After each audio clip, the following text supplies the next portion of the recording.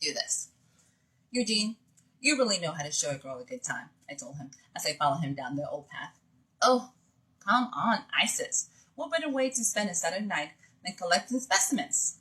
I was sure Eugene was trying to be charming, but considering we were crawling around a cemetery at night in the middle of Texarkana, his charms weren't working on him.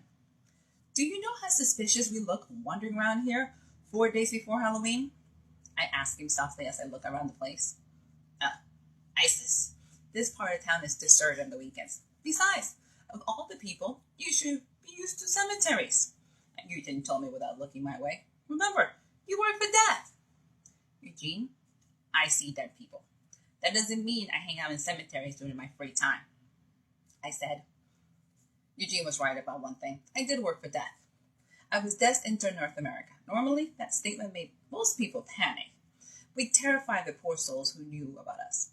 We did have a terrible reputation, after all, especially me. This intern had a reputation for being a menace to society. Honestly, it wasn't our fault. For some strange reason, trouble had a way of finding us. For those who were blessed with not knowing about the supernatural, it was a blessing. They still believed death came to take their lives, and that just wasn't the way it worked. The truth was completely different than what most people believed. Death was in the business of the poor souls to their final destination. We call this the soul business for everyone. So here we go.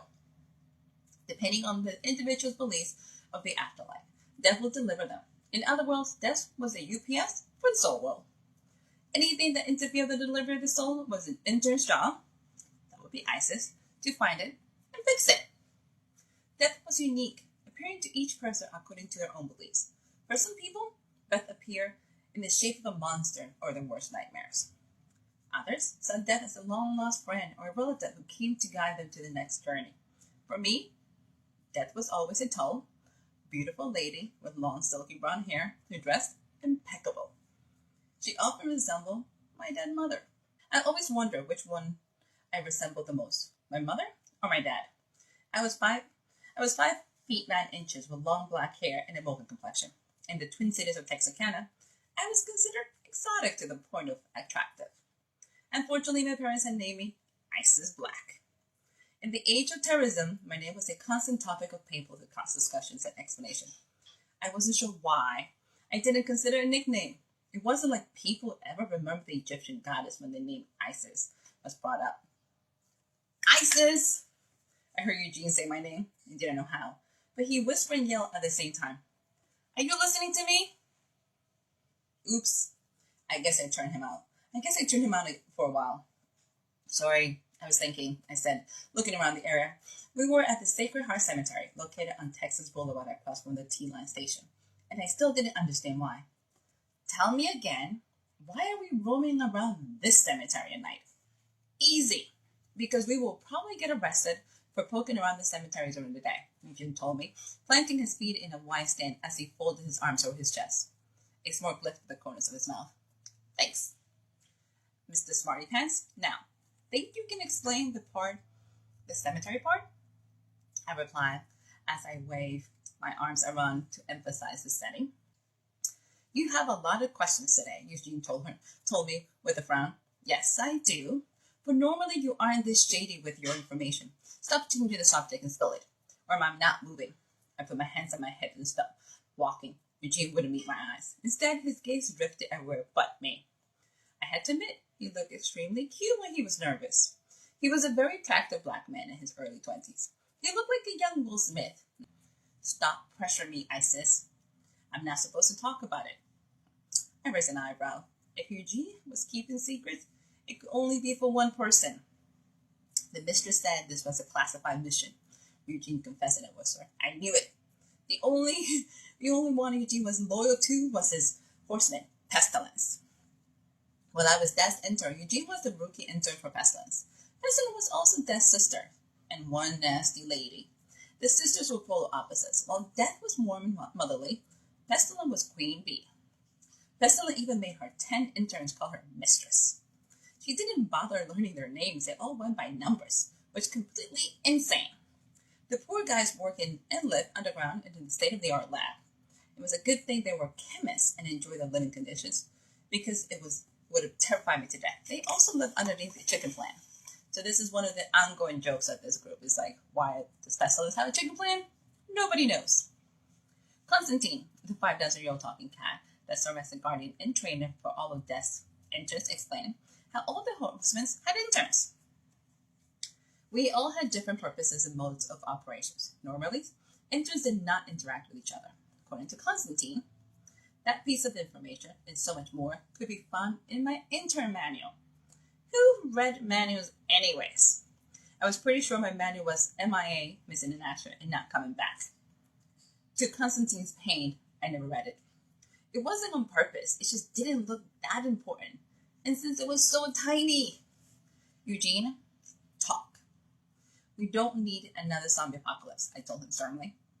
That was how we first met, trying to stop a zombie apocalypse that Pestilence, poor hiring practice, instigated.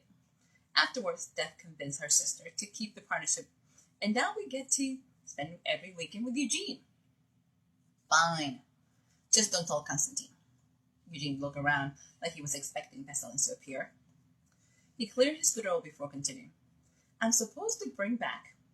These little white flowers are only grown by gnomes. Pestilence is researching a new strand of the whooping cough. What gnomes? I asked as my gaze roamed the area. What was he talking about? Seriously, Isis. That's what you're concerned about? Eugene pressed his lips together. Your entire team is in the business of killing humanity, I told Eugene. Why should I be shocked that you're developing a new strain of some deadly virus? That is a standard procedure for you. But the gnome thing, that's new. You got a point there, he agreed. According to the mistress, now that Texarkana is a haven, gnomes will be moving in everywhere. Eugene looked at me like that made any sense. Okay, Einstein, slow it down. What's a haven? I sucked today. I could barely follow this conversation, and I definitely wasn't understanding it. You really need to read your manual, Eugene told me as he crossed his arm. Don't you start with that.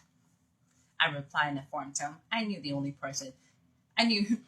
reason he read his manual was because Pestilence had a mandatory test on it. I prayed Constantine never asked about that.